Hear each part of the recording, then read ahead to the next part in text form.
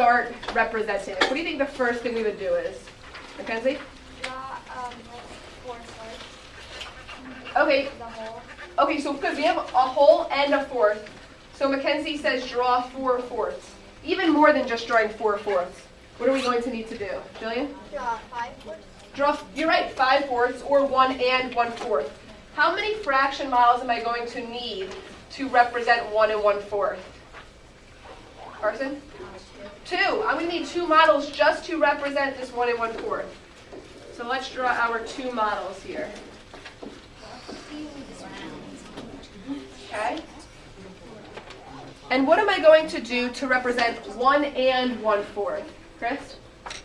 Shading 1 whole. Okay, and what else? And shading 1 fourth of the other. So how am I going to shade 1 fourth? What am I going to do? 3 lines. Which way? Horizontally? No, vertically. Vertically. So I'm going to draw 3 vertical lines to cut this into fourths. Even though we're going to shade this whole, I'm going to also partition this into these 4 groups here. I like butter. Okay? Butter likes butter. And how many am I going to shade, James? You are going to shade in 1 whole. So James says I'm going to shade in 1 whole. Because we have 1 whole and what? You're going to shade in 1 fourth. And I'm also going to shade in 1 fourth. Now remember how we were using those braces to represent 2/5, 1/3? Well, it's really important that you use your brace here. So your brace will start here, and your brace is going to end here at the end of this 1 fourth here. Does everyone see where I'm starting and ending my brace? Yeah. Okay, so and then I'm just going to create this brace and represent it with 1 and 1 fourth. Oh, that's magic. Okay? Now, how would we typically, I don't want you to write this part down, but how would we typically go about representing the 1/3? What would we do next? Then Jillian? we'd make another rectangular fraction model. Yep.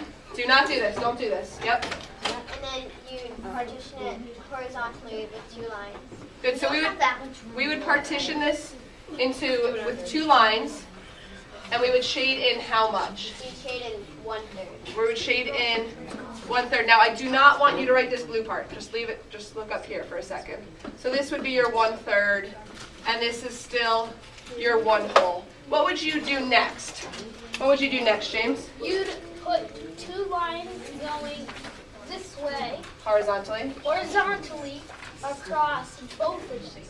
Okay, so we would take these 2 horizontal lines. We would copy them over here. And we would take these 3 vertical lines and copy them here. Again, don't write this down yet, okay? So what is this 1 and 1 fourth equivalent to? If you were to look here, what is our 1 and 1 fourth equivalent to? Chris?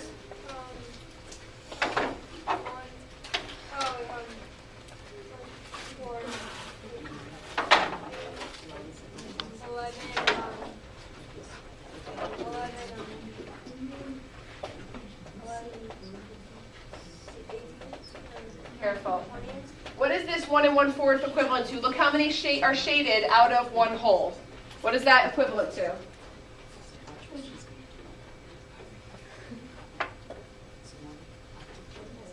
How many are shaded right now, Chris? 15. We have 1, 2, 3, 4. So 4, 8, 12, 13, 14, and 15. 15 out of what? What is our denominator going to be? What is our denominator going to be, James? Our denominator is going to be 12. 12. Why is our denominator 12 and not 24? You might see these 2 here and you might think our denominator is 24. Why is the denominator 12? I know why. Mary? Because that's one of them. Good, because a fraction is a part of 1 whole. It's not a part of 2 wholes, right? So in 1 whole there are 12 parts. Minus, and how many would we be subtracting here? How many would we be subtracting? Jillian? We'd be subtracting 4. We would be subtracting 1, 2, 3, 4, 12. Okay, but instead of, let's say we did not draw this model here, and we only drew the 1 and 1 fourth. How would we know that we're subtracting 4? How could you look at this picture here and see that you would be subtracting 4? Spencer? Put X's in more boxes. Good, but we wouldn't know though that this was here, right? So how would you look at the model, 1 and 1/4, and know to cancel out 4? I know. James? Well, if it's 1/3, do in like very lightly do shade in like one column in the bottom one column, and since there's already one there, you go. Okay, to elaborate on that a little bit, Jillian? I have something different. What I do And then you sometimes erase it, and then you cross it out. What I do is I look at the denominators of both of them, and one of them has 3 squares filled in. It has 3 groups filled in, and the other one has, and then the other denominator is 4, so there must be 4. Well, Okay, but to elaborate, let's guys pretend that this is not here, right? And you know that you have this 1 and 1/4, and you are subtracting 1/3. Where do you see 1/3 in here that you could just subtract? Spencer? Well, I have a way to know what the numbers are and what to subtract. But I want to know just looking at the model here. I also know, and I want to put Arson? the 1/3 on the second one. Like the one you see the second red box. Yes, I do. That's one. Oh wait, that's one. But I want to let's look at subtracting from the whole. We see that we're subtracting 4. Isn't this right here 1/3 of 1 whole? So wouldn't I be subtracting 1/3 of 1 whole? Some of you might see that we cut it into thirds. Why are we not subtracting 1, 2, 3, 4, 5? Why are we not looking all the way across and subtracting 5? Why are we only subtracting these 4 here, Mary? That's more than that is exactly 1/3. Right, because this is 1/3 of 1 whole. Okay, so to subtract here, you don't need to represent this second part here. You can represent your 1 and 1/4, partition it into the thirds here, and then take away 1/3 from 1 whole, right? This is 1/3 of 1 whole. I understand it. I understand it. Okay, so let's look at another example. I understand it. I just need to look at it and understand it. Okay. So first of all, what is this equal to? 15 twelfths minus 4 twelfths is equal to what? Jillian? 11 twelfths. 11 twelfths. Isn't that what we have left? We have 1, 2, 3, 4, 5, 6, 7, 8, 9, 10, 11 out of 12. So let's see, how would we go about doing this one? What would we do first? Chris?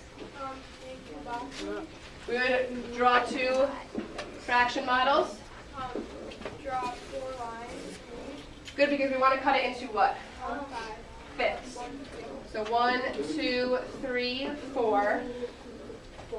Then shade in one the whole first box because it says 1 and 1/5. Good, so we would shade in 1 whole and we would shade in 1/5. Okay, so we're going to shade in 1 whole.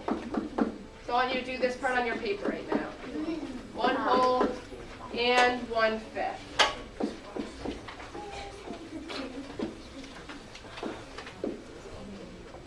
And don't forget to use your braces Why are braces so important?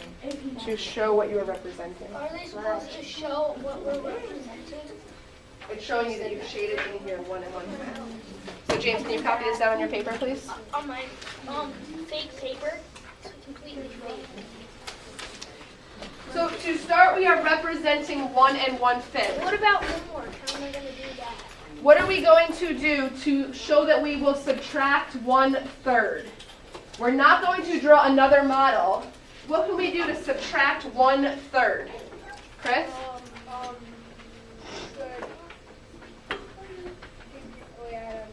Not sure. Mackenzie?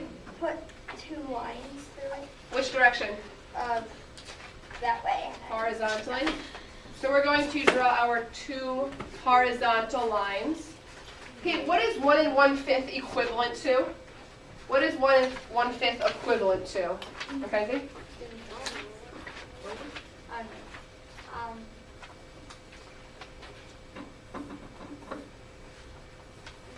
How many are shaded here? Jillian? 3/15. Okay, 1 and 1/5. Careful. We have 1, 2, 3, 4, 5.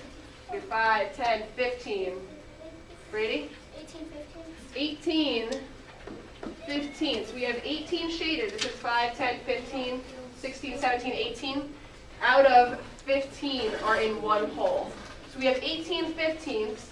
We want to subtract 1/3 from one hole. So does anyone know what I'm going to subtract here? If I want to subtract 1/3 from my one hole, Carson? On the left one, you Yep. subtract the first row of 5. Right, does everyone agree that right here, look up here really quickly, this row here represents 1/3 of your whole? Yeah. So if you subtract this, that is 1/3 of your whole. So what are we subtracting from 18 15ths? Julian? 5, 15. Perfect, 5 15ths, which is equal to? Me? Oh, 13, 15. 13 15ths. So is that making sense? Yeah. No. It is not. I would like you to try C on your own. What about homework, Mr. Seal? How much? I can get you a copy, okay? How can you write the 1/3? What's that? How can you write the 1/3 on there? What do you mean?